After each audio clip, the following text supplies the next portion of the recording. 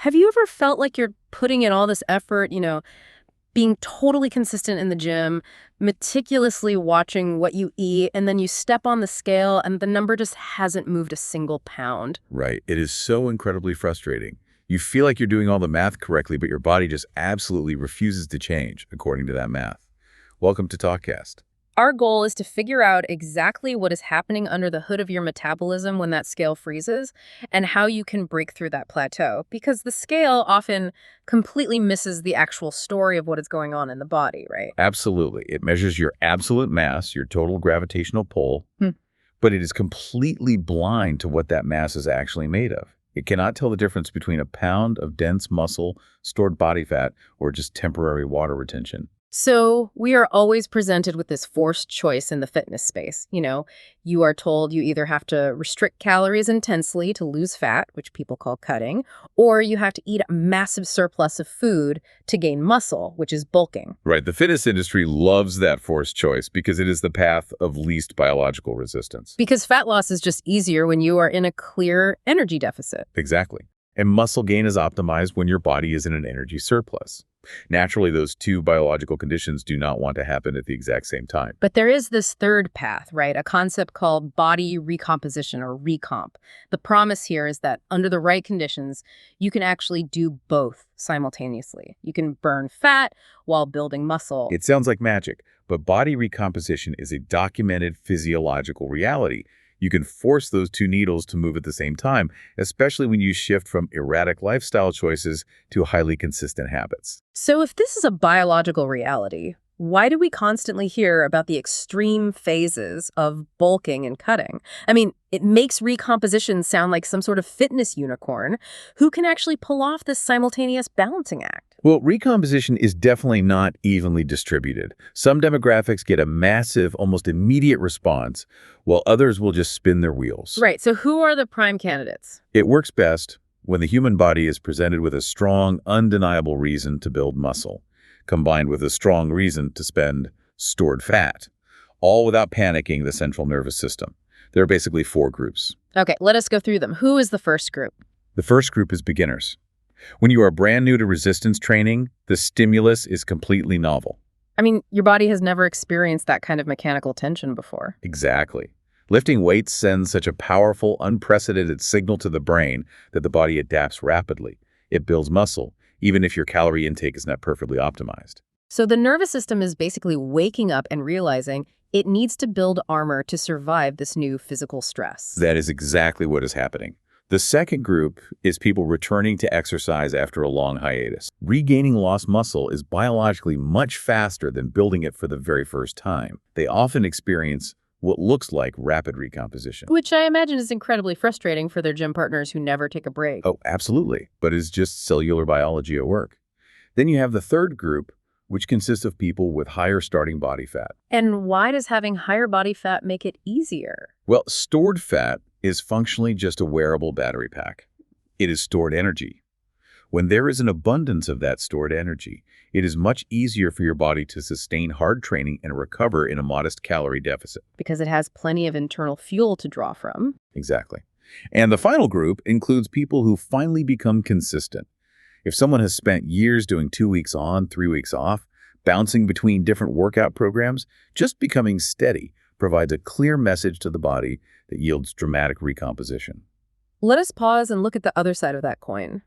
If I am an advanced lifter, someone who has been consistently training for 5 years and is already relatively lean, am I just out of luck when it comes to recomposition? It becomes exponentially harder. The closer a person gets to their natural genetic ceiling for muscle growth, the more biologically expensive progress becomes. Meaning they need very specific, dedicated phases to see changes. Right.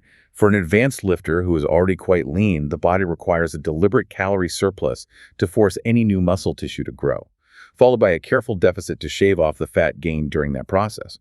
Trying to force both at the exact same time when you are near your genetic limit usually results in zero fat lost and zero muscle gained. But let us go back to our beginner or our returning lifter. Even within those prime candidate groups, people fail at body recomposition. They put in the time at the gym, they track their meals, but their bodies simply do not change. What is the fundamental trap pulling them off course? Well, the absolute fastest way to ruin a recomposition phase is adopting a crash diet mindset. Because people just get eager for fast results. Exactly. They slash their calories drastically.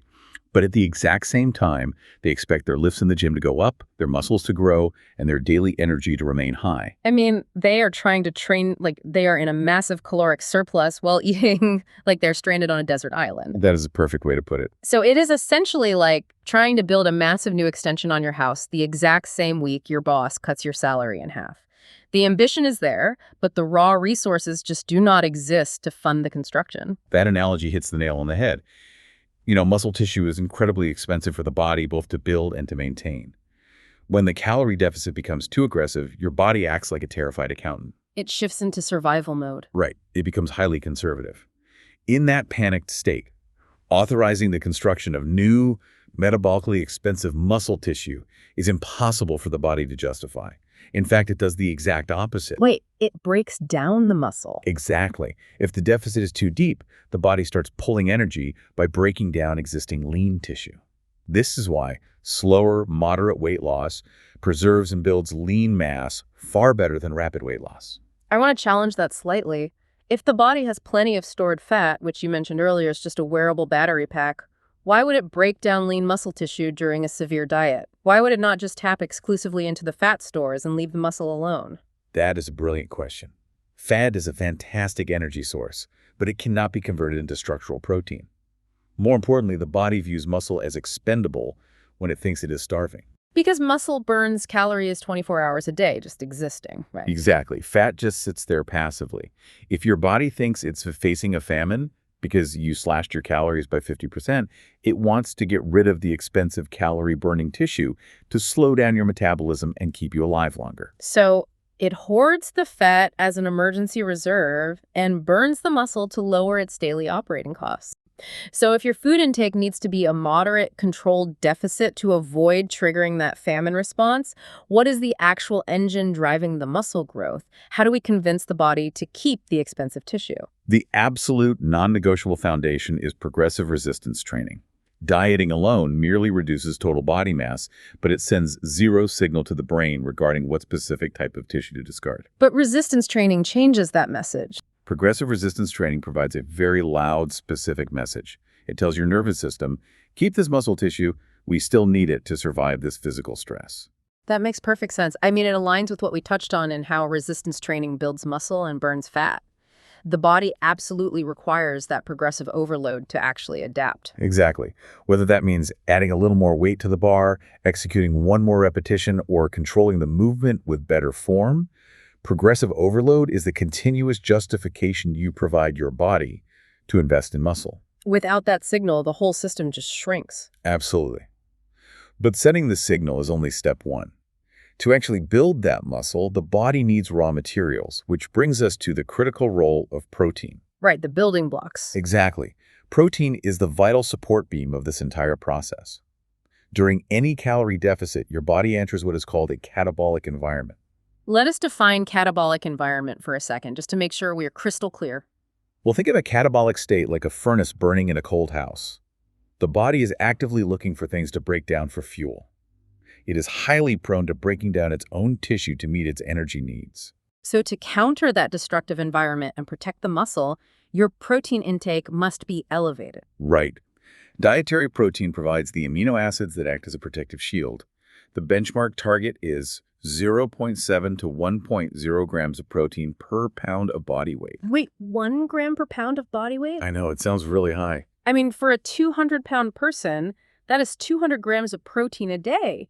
That is an enormous amount of chicken breast, eggs, and Greek yogurt. Is that actually mathematically necessary for biology, or is that just some exaggerated fitness industry standard designed to sell more protein powder? Well, it sounds like an exaggeration, but the science strongly supports it during a recomposition phase.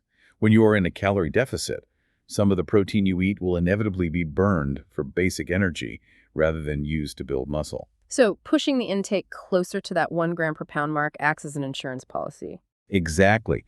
It ensures that even after your body burns some protein for daily energy, there are still enough amino acids left over to stimulate what is called muscle protein synthesis. That is the actual biological construction of new muscle fibers. But doesn't protein burn more calories just to digest? It does. Protein has a very high thermic effect, meaning your body burns a significant amount of calories simply digesting it, which further aids the fat loss side of the equation. When people hear about these high protein requirements, they often adopt a stopwatch mentality. Do you need to eat a specific amount of protein exactly every 2 hours to keep this muscle-building furnace burning? Not at all. Timing is drastically less important than your total daily intake. The practical goal is simply spreading your protein across 3 to 4 meals throughout the day. So just regular breakfast, lunch, dinner, and maybe a snack. Right. A good scientific benchmark is roughly 0.25 grams of protein per kilogram of body weight at each meal. That specific threshold provides enough leucine, which is a key amino acid, to trigger the muscle-building process. And once triggered, does that process run for a while? Exactly, runs for several hours. You do not need to obsess over precise timing. It is just basic, sensible habit management. While protein is universally praised, carbohydrates are almost always villainized. People assume that to drop fat and transform their body, they need to eliminate carbs entirely and suffer through the keto flu. How do carbohydrates actually fit into this precise recomposition balance? Well, carbohydrates are not a moral failing. They are really just a performance knob. A performance knob, I like that. Right. They are the body's preferred, most rapidly available fuel for high-intensity training. To grow muscle, you generally need to execute around 10 or more hard, challenging sets per muscle group per week. And that requires serious, explosive energy. Absolutely. If a severely low-carb diet makes your workouts feel dull, weak, or impossible to finish, then the entire recomposition process crumbles. Because your primary signal, the intensity of your lifting, has completely disappeared. Exactly. Your training signal drops and the whole system fails. Okay, so if I am lifting intensely, eating my protein, and utilizing carbs for energy, my instinct to accelerate the fat loss is to just hammer the treadmill. Should we be adding an hour of cardiovascular exercise every day to speed up the process? Cardio is a highly useful tool, but the fatal mistake is letting it compete with your lifting. There's a concept called the interference effect. What does that mean for the body? If you're doing endless hours of high-intensity cardio, your body gets conflicting signals. It does not know whether to adapt for long-distance endurance or for heavy strength and muscle growth. So it essentially cancels out the muscle-building signal. Right. And heavy cardio also generates massive central nervous system fatigue, meaning you will be way too exhausted to lift heavy weights the next day. So how do we implement cardio intelligently without ruining the recomp? The golden rule is to lift weights first, and then add cardio that does not damage your recovery. This is where Zone 2 cardio comes in. Which is a much lighter intensity, right? Exactly. Zone 2 is a specific intensity where you are working and breaking a light sweat, but you can still comfortably hold a conversation without gasping for air. Think of a brisk uphill walk or a steady cycle. So it burns calories without frying your nervous system. Right. Adding Zone 2 cardio, or simply increasing your daily step count, increases your daily calorie burn to support fat loss without generating the muscular damage that impedes your lifting recovery. That brings us to a fascinating lifestyle factor that rarely gets talked about in gym circles. What happens when someone has the progressive overload, the protein targets, and the moderate calories completely dialed in, but their stress is through the roof and they are sleeping 5 hours a night? Well, that is the ultimate sneaky saboteur of body recomposition. Sleep restriction physically alters how the human body partitions weight loss. I mean, how much of an impact does just losing a few hours of sleep actually have? It is massive. If you restrict your sleep to 5 hours a night, you undergo a huge hormonal shift. Even if your daily calories and your protein are perfectly measured, sleep deprivation causes your body to stubbornly lock away stored fat. Wait, really? It just refuses to burn the fat? Exactly. And to make up for the energy deficit, it burns through your lean muscle tissue instead. So what is the actual biological mechanism driving that? Why does lack of sleep make the body target the muscle? It really comes down to two major hormones, cortisol and insulin. When you are sleep deprived, the primitive parts of your brain perceive it as a threat to your survival. Right, your body thinks you are in literal danger. Exactly. So your body floods your system with cortisol, the stress hormone. Chronically high cortisol tells your fat cells to literally lock their doors and hoard energy. Wow, so the fat becomes inaccessible. Right. And at the exact same time, sleep deprivation makes your muscle cells insulin resistant. Meaning what exactly for the muscles? It means when you eat protein and carbs, your muscles actually resist absorbing the nutrients. So the muscles basically starve and break down while the fat cells refuse to shrink. That completely reverses the entire recomposition process. It turns it completely upside down. It really does. Sleep is non-negotiable. That paints a remarkably clear and somewhat terrifying picture of how important all these aligned variables are.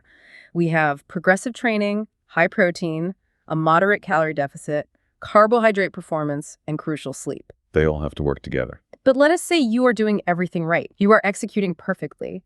How do you actually know the process is working if, as we discussed at the very beginning, the bathroom scale is completely frozen? Well, this is where understanding the exact science of scale weight fluctuations is vital to preserving your sanity.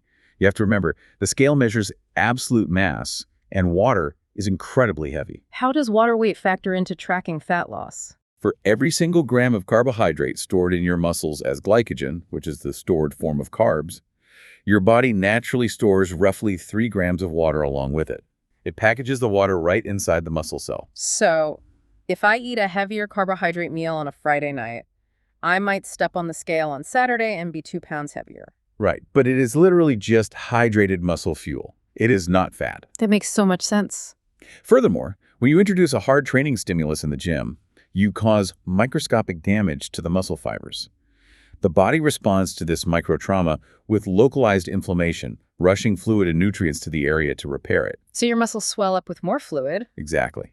Both the glycogen storage and the temporary inflammation can easily add several pounds to the scale overnight.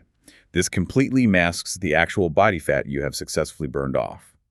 The scale is essentially a liar during a recomposition phase. If the scale is lying to us, what specific metrics should you be tracking so you do not just throw in the towel out of sheer frustration? You have to completely abandon the scale and look at the true markers of physical change. The most honest metric is how your clothes fit, particularly around tight areas like the waistband, the hips, and the shoulders. Because fat loss will show up in those measurements even if your weight stays the same. Right. Taking consistent progress photos every 2 weeks under the exact same lighting conditions is also great. The visual shifts will reveal exactly what the scale hides. What about tracking your workouts? That is the ultimate metric. Your training log tells the truth. If your body weight is staying the exact same on the scale month after month, but you're consistently adding 10 pounds to your squats and performing more reps on your bench press, you are absolutely experiencing body recomposition. Because you could not possibly get that much stronger without building muscle. Exactly. You are undeniably constructing heavier, denser muscle tissue while simultaneously burning off lighter, less dense body fat. What kind of timeline should you prepare yourself for? I mean, how long before these true markers become undeniable? You really have to mentally prepare for the long haul. Recomposition is not a hero month. It is a boring quarter. Because you are asking your physiology to perform 2 diametrically opposed tasks simultaneously, building tissue and burning tissue. The visual changes week to week are incredibly subtle. So you will not see massive changes in just a few days. Right. It requires months of sustainable, unbroken consistency to see the dramatic, jaw-dropping shifts. A dedicated starvation diet will drop your scale weight fast, and a massive bulk will drive your weight up fast. Recomp is a slower journey because it relies on delicate precision rather than blunt extremes. It feels like the psychological hurdle is the real challenge here. The exact reason recomposition feels so emotionally difficult is the very same reason it actually succeeds. I completely agree. I mean, it forces you to start chasing extreme novelty. You cannot be a totally different person every 2 weeks, jumping from a severe crash diet into a massive, uncontrolled binge. It requires you to just be steady, put your head down, and trust the biological process. That is the ultimate takeaway. The true victory of body recomposition is not just the physical change you eventually see in the mirror. It is the psychological and metabolic victory of finally stepping off that chaotic roller coaster of extreme cutting and sloppy bulking.